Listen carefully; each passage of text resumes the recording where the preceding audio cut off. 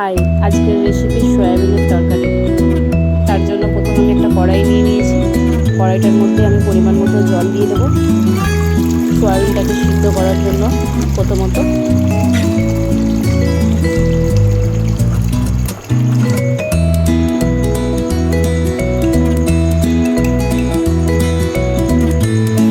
ওটার মধ্যে আমি দিয়ে দিলাম 1.5 চামচ পরিমাণ নুন, 1 চামচ পরিমাণ তেল। ওটাকে ফোটার জন্য কভার করে দিলাম। ঢাকাটা খুলে নেওয়ার পর দেখুন ফুটে গেছে এইভাবে। ওটার মধ্যে আমি দিয়ে দেবো সয়াবিনটাকেও আমি ঢাকা দিয়ে দেবো এইভাবে। মিনিট 3 পর দেখুন হালকা ফুটতে শুরু করেছে। ওটাকে আমি কভার করে দেবো আরও 5 মিনিটের জন্য।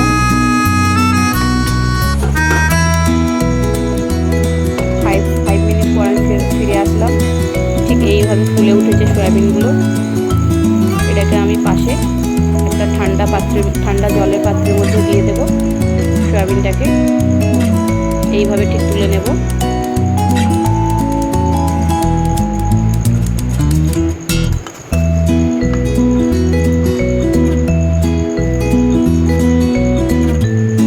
এইভাবে তুলে নেওয়ার পর কড়াইটার মধ্যে আমি আবার একটু তেল দিয়ে দিলাম রান্নার জন্য।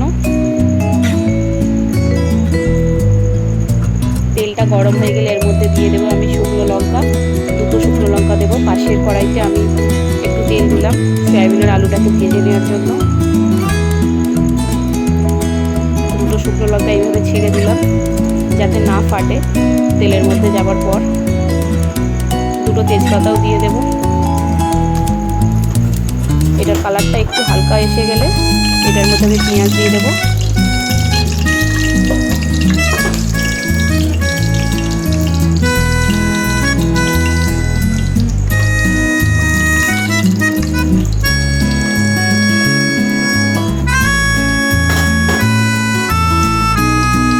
পেঁয়াজটা আমি দিয়ে দিলাম।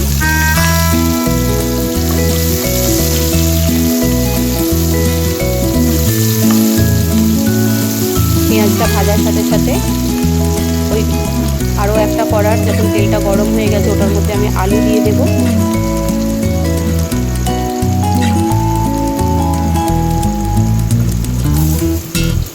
আলুটা আমি দিয়ে দিলাম এইভাবে।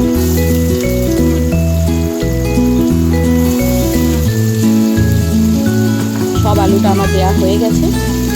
ওটার মধ্যে আমি এবার দিয়ে দেবো নুন হলুদ আলুটাকে ভেজে নেওয়ার জন্য। আলুটার মধ্যে আমি ক্যাপসিকামও দেবো, তবে একটু শেষে দেবো। ক্যাপসিকামটা দেওয়ার 2-4 বার পর নেড়ে নেওয়ার পর আলুটা আমার রেডি হয়ে যাবে তরকারিতে দেওয়ার জন্য।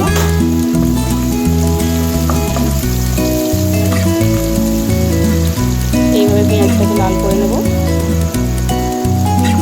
তার আলুর মধ্যে নুন দিয়ে দিলাম। নুনটা আমি 1.5 চামচ পরিমাণ দিলাম। হলুদ দিয়ে দেবো 1 চামচ পরিমাণ।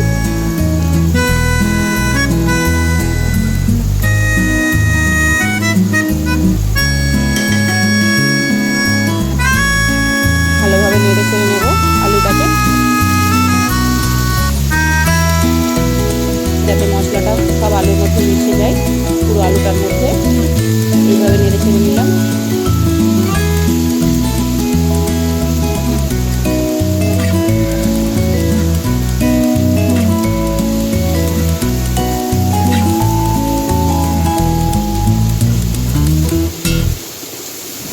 পেঁয়াজটা ভাজা হয়ে যাওয়ার পর আমি সয়াবিনটাকে জল থেকে তুলে হাত দিয়ে চেপে রেখেছিলাম। আর সয়াবিনটাকে আমি একটু ছোটো সাইজ করে কেটে নিয়েছিলাম যাতে মশলাটা ভালোভাবে ঢোকে।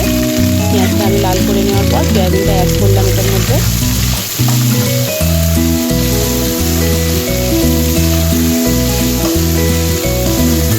এইভাবে সয়াবিনের জলটাকে মেরে নেব। এর মধ্যে দিয়ে দেবো হলুদ গুঁড়ো। হলুদ গুঁড়ো আমি 1.5 চামচ পরিমাণ দিলাম। এরপর দিয়ে দেবো লঙ্কার গুঁড়ো। লঙ্কার গুঁড়ো আমি 1/2 চামচ পরিমাণ দিলাম, বেশি দেবো না যেহেতু শুকনো লঙ্কা দেওয়া আছে। জিরের গুঁড়ো আমি 1 চামচ পরিমাণ দিলাম।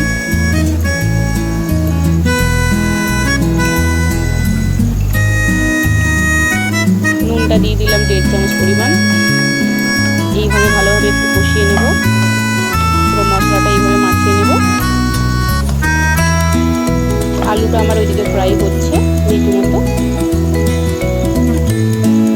এটার মধ্যে দিয়ে দেবো একটু আদা রসুনের পেস্ট, আগের থেকে আমি বানিয়ে রেখেছিলাম।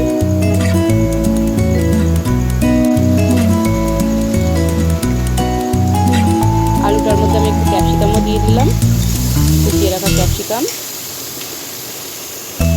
এটার মধ্যে আমি টমেটো স্লাইস করা টমেটো দিয়ে দিলাম। টমেটো আমি 2টো নিয়েছিলাম মিডিয়াম সাইজে।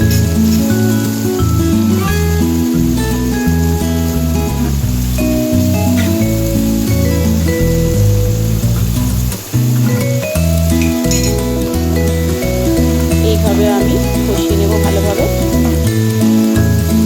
টমেটোটা দেওয়ার পর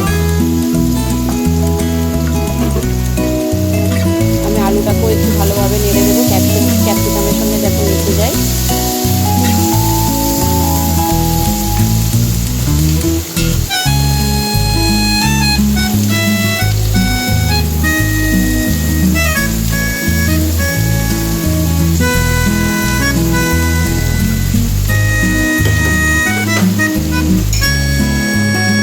আলুটাকে আমি মিনিট 3-এর জন্য গ্যাসের ফ্লেমটা লো করে ভাজার জন্য রেখে দিলাম।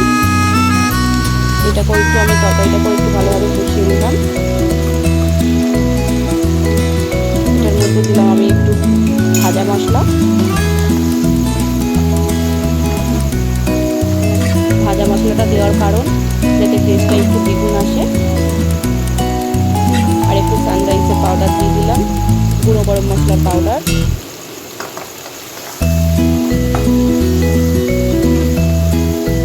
সানরাইসের গুঁড়ো গরম মশলা পাউডারটা দেওয়ার পরে তরকারির টেস্টটা আরও দ্বিগুণ হয়ে যায়।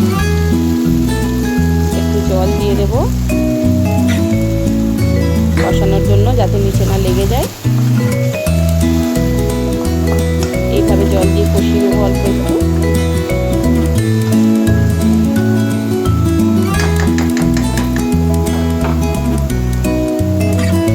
মিনিট 3 কষানোর পর আমি একটু ঢাকা দিয়ে দিলাম এটাকে।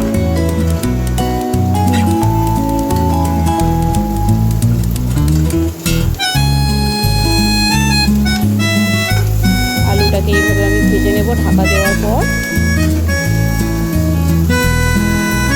আলু ভাজাটা রেডি হয়ে গেলে আলু ভাজাটা আমি সয়াবিনের মধ্যে অ্যাড করে দেব। আলুটা আমার হাফ ভাজা হয়ে গেছে প্রায়, দেখুন।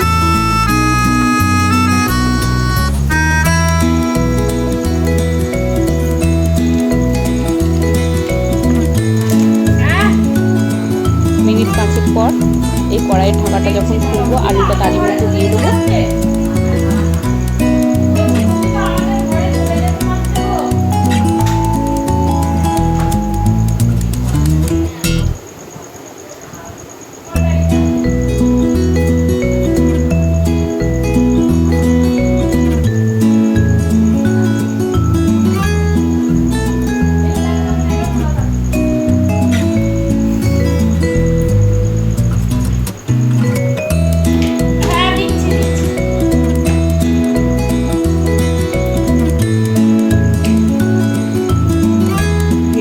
ভিডিওটা তো স্কিপ না করেই ফিরে আসলাম। ঢাকাটা খুলে দিয়ে আমি আরও একটু নেড়ে নেব, এইভাবে ঠিক নেড়ে নেব।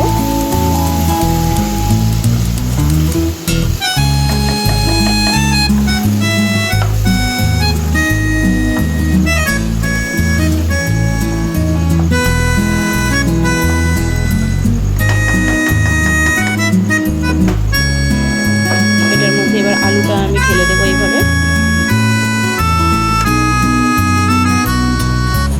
পুরো আলুটা আমি দিয়ে দিলাম।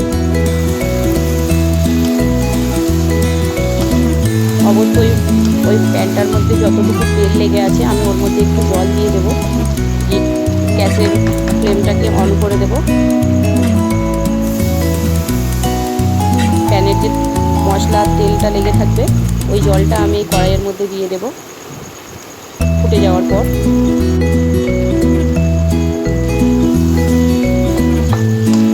এইভাবে কষিয়ে নিলাম।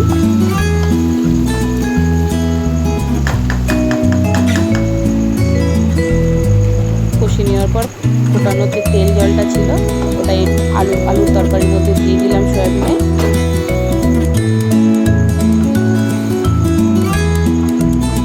ভালোভাবে মিশিয়ে নেব।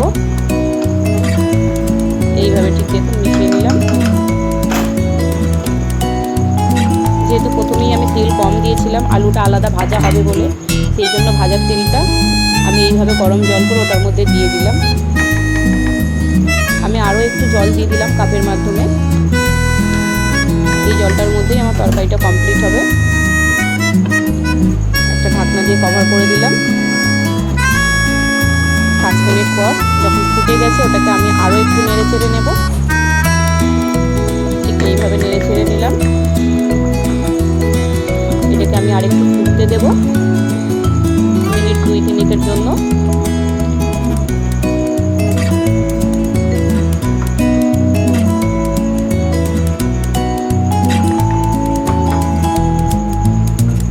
এটার ঝোলটা যখন কমে যাবে একটু, উপর থেকে আমি ধনিয়া পাতা ছড়িয়ে দেব। এইভাবে ধনিয়া পাতা দিয়ে দিলাম।